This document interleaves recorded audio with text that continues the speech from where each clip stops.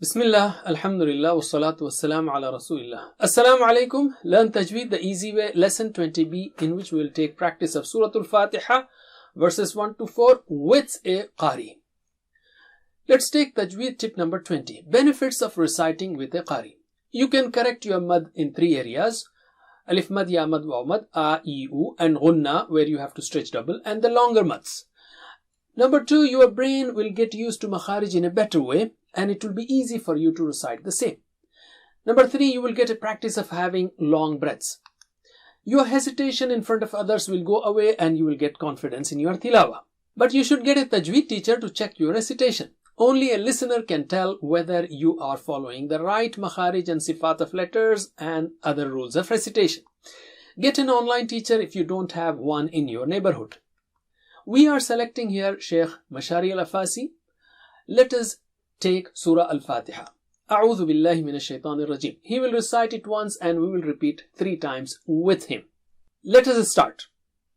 Bismillahir Rahmanir Rahim. Bismillahir Rahmanir Rahim. Bismillahir Rahmanir Rahim. Bismillahir Rahmanir Rahim. Alhamdulillahi Rabbil Alameen. Alhamdulillahi Rabbil Alameen.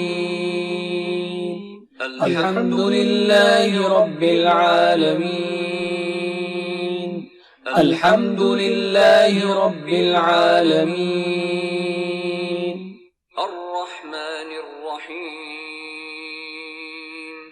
الرحمن الرحمن الرحيم. الرحيم. الرحمن الرحيم. الرحمن الرحيم. مالك يوم الدين. مالك يوم الدين. مالك يوم الدين. مالك يوم الدين. Please note that in previous lessons we tried to correct our mistakes. Now we are trying to recite nicely with a Qari. That's it for now. Jazakumullah khair. Wassalamu alaikum.